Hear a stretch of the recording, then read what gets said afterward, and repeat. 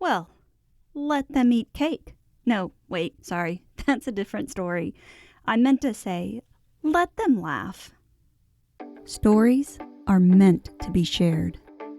Narrated by Erin Robertson. Enjoy. Hey friends, we are back today for chapter 24. We are going to have a good time with this chapter. It's right there in the title, Let Them Laugh, and we are going to hear some laughing today. So that is always a fun time. It's really going to be really interesting to see how Colin and Mary kind of wrap up this magical time that they're having with Dicken and Ben Weatherstaff in the garden. So I can't wait to see how everything kind of wraps up. And possibly there might be some more problems coming their way, but we'll just have to wait and see. Until we get there, enjoy. The Secret Garden by Frances Hodgson Burnett. Narrated by Erin Robertson. Chapter 24. Let Them Laugh. The secret garden was not the only one Dicken worked in. Round the cottage on the moor, there was a piece of ground enclosed by a low wall of rough stones.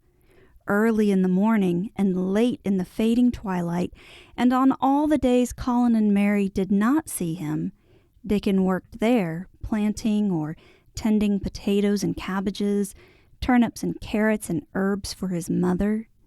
In the company of his creatures, he did wonders there, and was never tired of doing them, it seemed. While he dug or weeded, he whistled or sang bits of Yorkshire moor songs, or talked to Soot or Captain or the brothers and sisters he had taught to help him. "We'd never get on as comfortable as we do," Mrs. Sowerby said, "if it wasn't for Dicken's garden. Anything'll grow for him. His taters and cabbages is twice the size of anyone else's, and they've got a flavour with them as nobody's has." When she found a moment to spare, she liked to go out and talk to him. After supper there was still a long, clear twilight to work in, and that was her quiet time. She could sit upon the low, rough wall and look on and hear stories of the day. She loved this time. There were not only vegetables in this garden. Dicken had bought penny packages of flower seeds now and then, and sown bright, sweet-scented things among gooseberry bushes and even cabbages, and he grew borders of mignonette and pinks and pansies and things whose seeds he could save year after year, or whose roots would bloom each spring and spread in time into fine clumps. The low wall was one of the prettiest things in Yorkshire, because he had tucked moorland foxglove and ferns and rock cress and hedgerow flowers into every crevice, until only here and there glimpses of the stone were to be seen. "All a chap's got to do to make 'em thrive, mother," he would say, "is to be friends with 'em, for sure. They're just like the creatures. If they're thirsty, give 'em a drink, and if they're hungry, give 'em a bit of food. They want to live same as we do. If they died, I should feel as if I'd been a bad lad and somehow treated them heartless." It was in these twilight hours that Mrs. Sowerby heard of all that happened at Misselthwaite Manor. At first she was only told that Master Colin had taken a fancy to going out into the grounds with Miss Mary, and that it was doing him good. But it was not long before it was agreed between the two children that Dicken's mother might come into the secret. Somehow it was not doubted that she was safe for sure. So one beautiful still evening, Dicken told the whole story, with all the thrilling details of the buried key and the robin and the grey haze which had seemed like deadness, and the secret Mistress Mary had planned never to reveal. The coming of Dicken and how it had been told to him, the doubt of Master Colin, and the final drama of his introduction to the hidden domain, combined with the incident of Ben Weatherstaff's angry face peering over the wall, and Mr. Colin's sudden indignant strength, made Mrs. Sowerby's nice-looking face quite change color several times. "My word," she said, "it was a good thing that little lass came to the manor. It's been the making of her and the saving of him, standing on his feet, and us all thinking he was a poor half-witted lad with not a straight bone in him." She asked a great many questions, and her blue eyes were full of deep thinking. "What do they make of it at the manor, him being so well and cheerful and never complaining?" she inquired. "They don't know what to make of it," answered Dicken. "Every day as comes round, his face looks different. It's filling out and doesn't look so sharp, and the waxy colour is going. But he has to do his bit of complaining," with a highly entertained grin. "What for, in mercy's name?" asked Miss Sowerby. Dicken chuckled. "He does it to keep them from guessing what's happened. If the doctor knew he'd found out he could stand on his feet, he'd likely write and tell Mr. Craven. Mr. Colin's saving the secret to tell himself. He's going to practice his magic on his legs every day till his father comes back, and then he's going to march into his room and show him he's as straight as other lads. But him and Miss Mary thinks it's best plan to do a bit of groaning and fretting now and then to throw folk off the scent." Mrs. Sowerby was laughing a low, comfortable laugh long before he had finished his last sentence. She said, "that pair's enjoying themselves, I'll warrant. They'll get a good bit of play-acting out of it, and there's nothing children likes as much as play-acting. Let's hear what they do, Dicken, lad." Dicken stopped weeding and sat up on his heels to tell her. His eyes were twinkling with fun. "Mr. Collins is carried down to his chair every time he goes out," he explained, "and he flies out at John the footman for not carrying him careful enough. He makes himself as helpless looking as he can, and never lifts his head until we're out of sight of the house. And he grunts and frets a good bit when he's been settled into his chair. Him and Miss Mary's both got to enjoying it, and when he groans and complains, she'll say, 'Poor Colin, does it hurt you so much? Are you so weak as that, poor Colin?' But the trouble is that sometimes they can scarce keep from bursting out laughing. When we get safe into the garden, they laugh till they've no breath left to laugh with. And they have to stuff their faces into Mr. Colin's cushions to keep the gardeners from hearing, if any of 'em's about." "The more they laugh, the better for 'em," said Mrs. Sowerby, still laughing herself. "Good healthy child laughing's better'n pills any day of the year. That pair'll plump up for sure." "They are plumping up," said Dicken. "They're that hungry they don't know how to get enough to eat without making talk. Mr. Colin says if he keeps sending for more food, they won't believe he's an invalid at all. Miss Mary says she'll let him eat her share, but he says that if she goes hungry, she'll get thin, and they mun both get fat at once." Mrs. Sowerby laughed so heartily at the revelation of this difficulty that she quite rocked backward and forward in her blue cloak, and Dicken laughed with her. "I'll tell thee what, lad," Miss Sowerby said when she could speak. "I've thought of a way to help 'em. When thou goes to them in the morning, thou shalt take a pail of good new milk, and I'll bake 'em a crusty cottage loaf, or some buns with currants in 'em, same as you children like. Nothing's so good as fresh milk and bread. Then they could take off the edge of their hunger while they were in their garden, and the fine food they get indoors 'ud polish off the corners." Mother," said Dicken admiringly, "what a wonder thou art. Thou always sees a way out of things. They was quite in a pother yesterday. They didn't see how they was to manage without ordering up more food. They felt that empty inside." "They're two young'uns, growing fast, and health's coming back to both of 'em. Children like that feels like young wolves, and food's flesh and blood to 'em," said Mrs. Sowerby. Then she smiled Dicken's own curving smile. But they're enjoying themselves for sure," she said. She was quite right. The comfortable, wonderful mother creature, and she had never been more so than when she said their play-acting would be their joy. Colin and Mary found it one of their most thrilling sources of entertainment. The idea of protecting themselves from suspicion had been unconsciously suggested to them, first by the puzzled nurse and then by Dr. Craven himself. "Your appetite is improving very much, Master Colin," the nurse had said one day. "You used to eat nothing, and so many things disagreed with you." "Nothing disagrees with me now," replied Colin, and then seeing the nurse looking at him curiously, he suddenly remembered that perhaps he ought not to appear too well just yet. "At least, things don't often disagree with me. It's the fresh air." "Perhaps it is," said the nurse, still looking at him with a mystified expression. "But I must talk to Dr. Craven about it." "How she stared at you," said Mary when she went away, "as if she thought there must be something to find out." "I won't have her finding out things," said Colin. "No one must begin to find out yet." When Dr. Craven came that morning, he seemed puzzled also. He asked a number of questions, to Colin's great annoyance. "You stay out in the garden a great deal," he suggested.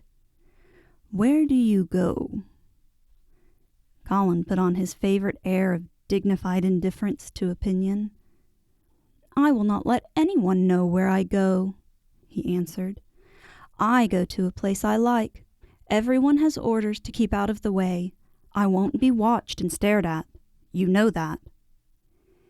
"You seem to be out all day, but I do not think it has done you harm. I do not think so. The nurse says that you eat much more than you have ever done before." "Perhaps," said Colin, prompted by a sudden inspiration. "Perhaps it is an unnatural appetite." "I do not think so, as your food seems to agree with you," said Dr. Craven. "You are gaining flesh rapidly, and your color is better." Perhaps I am bloated and feverish," said Colin, assuming a discouraging air of gloom. "People who are not going to live are often different." Dr. Craven shook his head. He was holding Colin's wrist, and he pushed up his sleeve and felt his arm. "You are not feverish," he said thoughtfully, "and such flesh as you have gained is healthy. If we can keep this up, my boy, we need not talk of dying. Your father will be very happy to hear of this remarkable improvement." "I won't have him told," Colin broke forth fiercely. "It will only disappoint him if I get worse again, and I may get worse this very night. I might have a raging fever. I feel as if I might be beginning to have one now. I won't have letters written to my father. I won't. You are making me angry, and you know that is bad for me. I feel hot already. I hate being written about and being talked over as much as I hate being stared at." "Hush, my boy," Dr. Craven soothed him. "Nothing shall be written without your permission. You are too sensitive about things. You must not undo the good which has been done." He said no more about writing to Mr. Craven, and when he saw the nurse, he privately warned her that such a possibility must not be mentioned to the patient. "The boy is extraordinarily better," he said. "His advance seems almost abnormal. But of course he is doing now, of his own free will, what we could not make him do before. Still, he excites himself very easily, and nothing must be said to irritate him." Mary and Colin were much alarmed and talked together anxiously. From this time dated their plan of play-actin'. "I may be obliged to have a tantrum," said Colin regretfully. "I don't want to have one, and I'm not miserable enough now to work myself into a big one. Perhaps I couldn't have one at all. That lump doesn't come in my throat now, and I keep thinking of nice things instead of horrible ones. But if they talk about writing to my father, I shall have to do something." He made up his mind to eat less, but unfortunately, it was not possible to carry out this brilliant idea when he wakened each morning with an amazing appetite, and the table near his sofa was set with a breakfast of homemade bread and fresh butter, snow-white eggs, raspberry jam, and clotted cream. Mary always breakfasted with him, and when they found themselves at the table, particularly if there were delicate slices of sizzling ham sending forth tempting odors from under a hot silver cover, they would look into each other's eyes in desperation. "I think we shall have to eat it all this morning, Mary," Colin always ended by saying. "We can send away some of the lunch and a great deal of the dinner." But they never found they could send away anything, and the highly polished condition of the empty plates returned to the pantry awakened much comment. "I do wish," Colin would say also, "I do wish the slices of ham were thicker, and one muffin each is not enough for anyone." "It's enough for a person who's going to die," answered Mary when first she heard this. "But it's not enough for a person who is going to live. I sometimes feel as if I could eat 3 when those nice fresh heather and gorse smells from the moor come pouring in at the open window." The morning that Dicken, after they had been enjoying themselves in the garden for about 2 hours, went behind a big rosebush and brought forth 2 tin pails, and revealed that one was full of rich new milk with cream on the top of it, and that the other held cottage-made currant buns folded in a clean blue and white napkin, buns so carefully tucked in that they were still hot. There was a riot of surprised joyfulness. What a wonderful thing for Mrs. Sowerby to think of! What a kind, clever woman she must be! How good the buns were, and what delicious fresh milk! "Magic is in her, just as it is in Dicken," said Colin.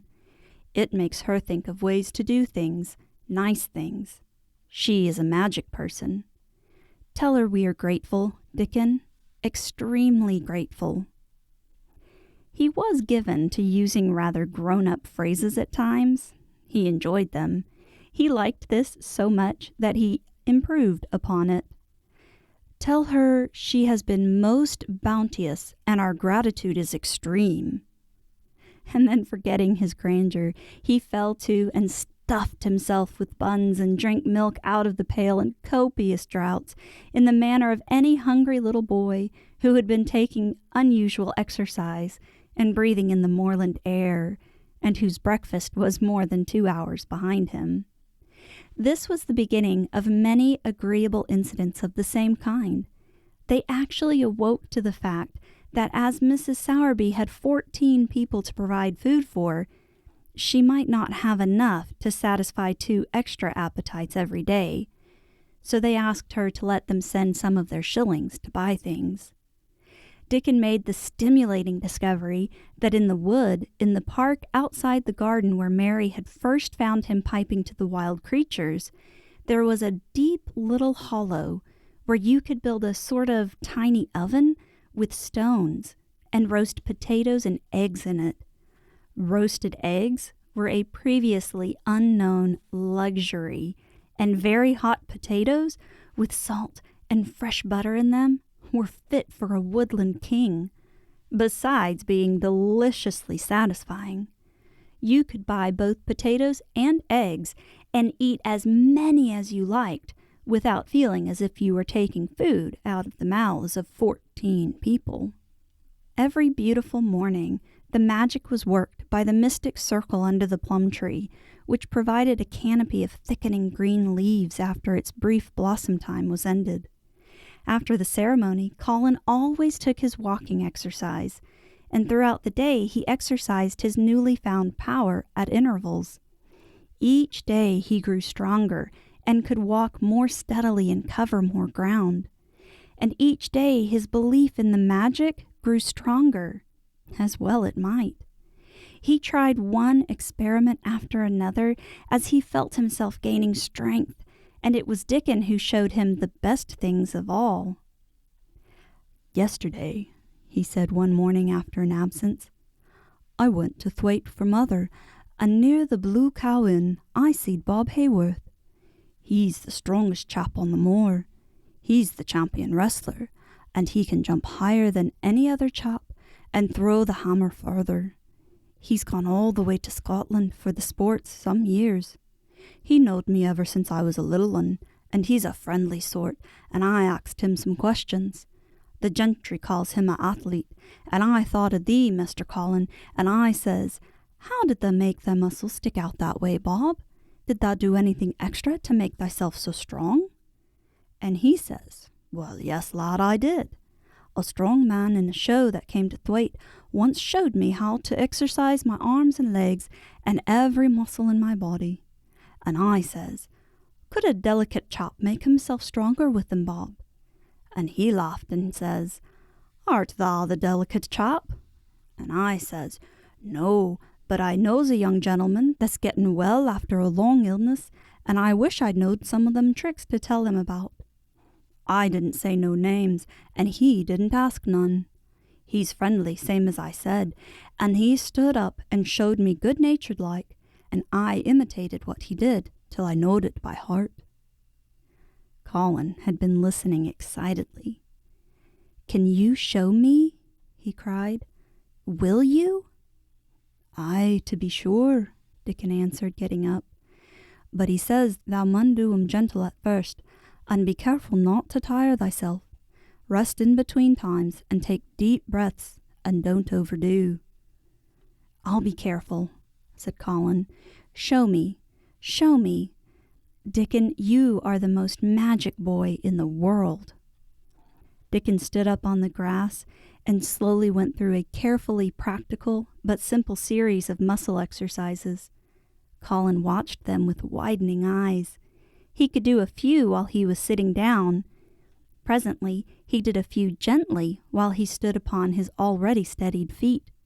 Mary began to do them also. Soot, who was watching the performance, became much disturbed and left his branch and hopped about restlessly because he could not do them too. From that time, the exercises were part of the day's duties as much as the magic was. It became possible for both Colin and Mary to do more of them each time they tried, and such appetites were the results that, but for the basket Dicken put down behind the bush each morning when he arrived, they would have been lost. But the little oven in the hollow and Mrs. Sowerby's bounties were so satisfying that Mrs. Medlock and the nurse and Dr. Craven became mystified again. You can trifle with your breakfast and seem to disdain your dinner if you are full to the brim with roasted eggs and potatoes and richly frothed new milk and oat cakes and buns and heather honey and clotted cream. "They are eating next to nothing," said the nurse. "They'll die of starvation if they can't be persuaded to take some nourishment. And yet see how they look." "Look!" exclaimed Mrs. Medlock indignantly. I'm mothered to death with them. They're a pair of young Satans, bursting their jackets one day, and the next turning up their noses at the best meals cook can tempt them with. Not a mouthful of that lovely young fowl in bread sauce did they set a fork into yesterday, and the poor woman fair invented a pudding for them, and back it sent. She almost cried. She's afraid she'll be blamed if they starve themselves into their graves." Dr. Craven came and looked at Colin long and carefully.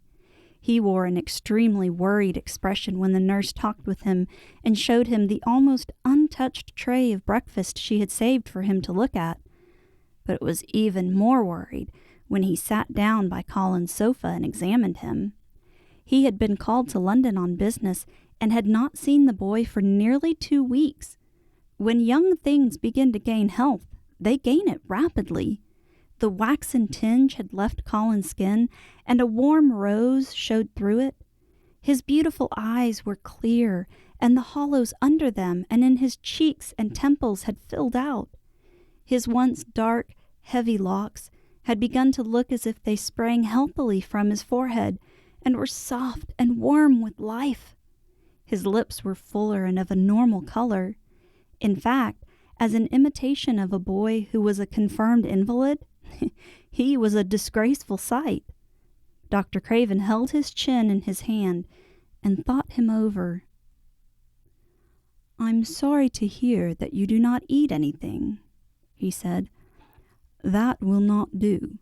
You will lose all you have gained, and you have gained amazingly. You ate so well a short time ago." "I told you it was an unnatural appetite," answered Colin.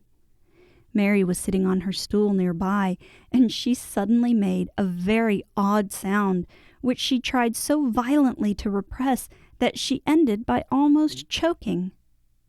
"What is the matter?" said Dr. Craven, turning to look at her.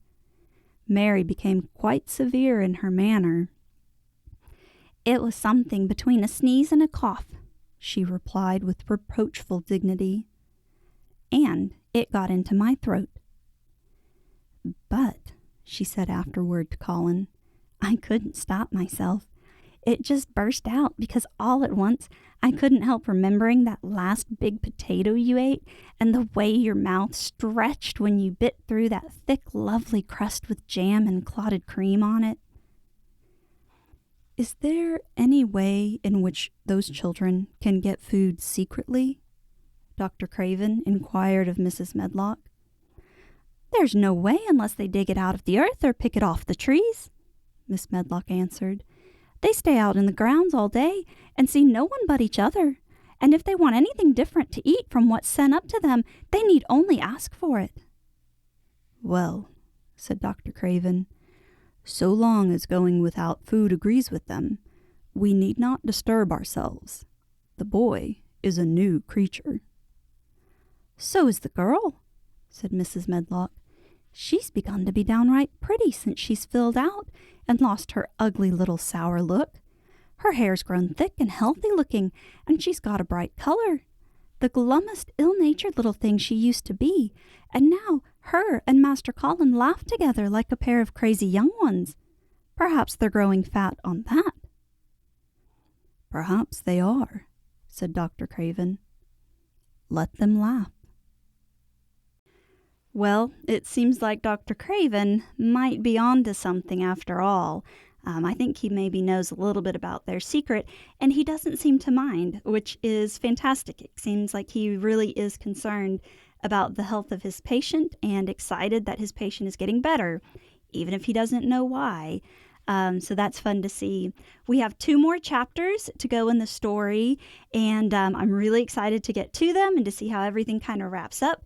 But until then, thanks for listening. Today's episode was possible through Project Gutenberg, a not-for-profit online collection of public domain literature. For more information or to help support this archive, go to www.gutenberg.org. To listen and learn more about the narrator, go online to www.erin-robertson.com or find her on Facebook, YouTube, and most podcast apps at Narrated by Erin Robertson. Be sure to hit like and subscribe so you don't miss a single chapter. And as always, thanks for listening.